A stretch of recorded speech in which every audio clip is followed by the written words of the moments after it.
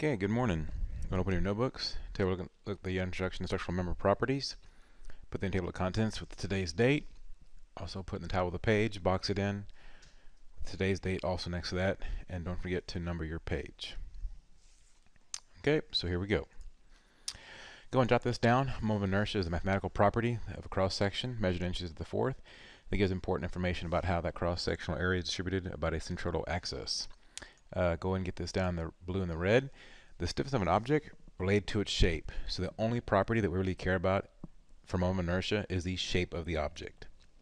Then in general, a higher moment of inertia produces a greater resistance to deformation.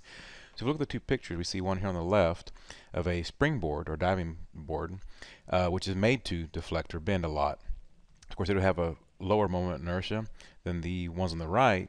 Those are diving platforms, which are made not to move, and of course would have a higher moment of inertia. So there'd be no deformation there, or very little deformation. Here we have two boards, the exact same boards, same material, same length, same height and width and area. The only difference is that the only difference here being that beam A is in the joist position, or staying up, we call it, and then beam B is laying down or in the plank position. That's the only difference. That's why we see the height and width the same, just the numbers are reversed. So what distinguishes beam A from beam B? Of course, we just said the orientation. So will beam A or beam B have a greater resistance to bending, resulting in the least amount of deformation if an identical load is applied to both beams at the same location? So we can use past experiences from here, or at this point, to guess. And I would say that beam A would have less deflection than beam B. So let's see if we're right. So there we go. So beam A does have some deflection. If you see here in the picture, it's off the line a little bit. But, of course, not near as much deflection as, of course, beam B. So how do we determine this without having prior knowledge? So why did beam B have greater deformation? Difference in moment of inertia due to the orientation of the beam. So here we have the beam labeled base and height. So here's the equation for moment of inertia. Go ahead and jot this down. I, or moment of inertia, is base times height cubed. That's why height is so important, because it's cubed. And then divided by 12, which 12 is our constant. And base and height both need to be in inches, of course. So do that for beam A. Plug in our numbers. We have 1.5 base, 5.5 is our height. So we multiply 1.5 times 5.5 cubed, divide that by 12, and we get an answer of 21 inches to the fourth. Well, is that good or bad? Well, we'd have to determine beam B to see how the two numbers compare. So we look at beam B now, the exact same numbers, only now it's a different position. So 5.5 is our base, 1.5 is our height. So we do 5.5 times 1.5 cubed, divide that by 12, because we get a much smaller number this time because we have a much smaller number that is cubed. We only have 1.5 inches to the fourth. So compare those two, 1.5 for inch beam B and the 21, that is 14 times A is stiffer than beam B. So that's why we see such a great deflection between the two beams. Okay? Moment of inertia, composite shapes. So our composite shapes used in structural design. So we could use solid rectangular beams like you see here on the white. But why do that? Because it takes a lot of material, which is a lot of money and also a lot of weight during construction. You could use an L shape, an alternative. You could use a C channel here, an I beam, or even a hollow box beam. So here we have two beams, the same rough dimensions, base times height, or base and height really, and we have the moment of inertia and the area for both. So if you look here, the moment of inertia between the two beams is only 43% difference. Okay, so this one is 40% less stiff than this one. The area, however, is 66% less. So the area for the I-beam is 66% less than the area of the solid rectangular beam. So we have a little bit less moment of inertia, but a lot less area, which means a lot less material, a lot less money, and a lot less weight, of course, during construction. If you were just to increase this distance, right, the height of this I-beam by 1 inch, you would have the identical moment of inertia and still save 61% material between the two objects. So that tells you why we use I-beams and other structures compared to solid rectangular beams. So go ahead and jot this down. Now we'll worry about the chemical makeup, the modulus of elasticity, the ratio of the increment of some specified form of stress to the increment of some specified form of strain. Also known as coefficient of elasticity, elasticity modulus, elastic modulus.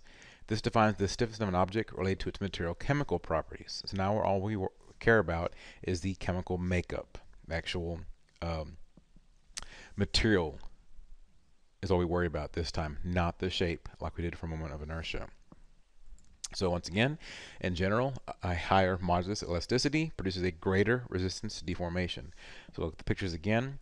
The picture on the left is of these diamond platforms. Of course, they're made very solid, made to dive off of, whereas this is a springboard. This would have more deflection, therefore it'd have a lower modulus of elasticity compared to the ones on the left. So once again, we have two of the exact same beams. Okay, the exact same length, width, height, area, and moment of inertia. The only difference here is the material. Beam A is Douglas fir, while beam B is the ABS plastic. So, what distinguishes the two from each other? Well, of course, it is the material. So, will beam A or beam B have a greater resistance to bending, resulting in the least amount of deformation if an identical load is applied to both beams at the same location? So, you have to ask yourself, okay, how do we determine this? What do we know? Do we have any prior knowledge to pull from?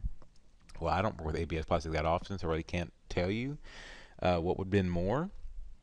The key factor we're missing here is the modulus elasticity. So we know that, of course, the one with the higher number would have greater resistance to deformation. So let's look at here. It's showing us basically that beam B, or the ABS plastic, would have greater deformation than beam A, which is the Douglas fir. So why did that happen? Because the difference in the material modulus elasticity and the ability of the material to deform and return to its original shape. Characteristics of objects that affect deflection, or delta max, another term you might hear used for deflection, are these things. Go ahead and jot these 4 things down, please. You have applied force or load, the length of span between supports, and the two that we just learned about in the red, the modulus elasticity and the moment of inertia. So applied force, that kind of makes sense, right? The more force you apply here in the center of the beam, the more deflection you would see as a result of it. The length of span between supports, of course, if you have supports here on the very ends of the boards, you'd see a lot more deflection than if you were to place, say, the supports much, much closer to the center of the beam. So these 4 characteristics affect deflection, or delta max. So go and jot this down now. This is the formula for delta max, or deflection. It's force times the length cubed divided by 48, which is a constant, times E times I. E, of course, being the modulus elasticity, I being the moment of inertia. So L is the force, and L is the length. And the length they show here in the table in feet, but in the formula when you plug it in, it needs to be in inches. I'll write that down, make a note of that. That way you don't make a mistake on the EOC or any other questions you see pop up the rest of the year. Okay? So let's go ahead and figure this out for beam A then. Beam A, we plug in our numbers. We have 250 pounds.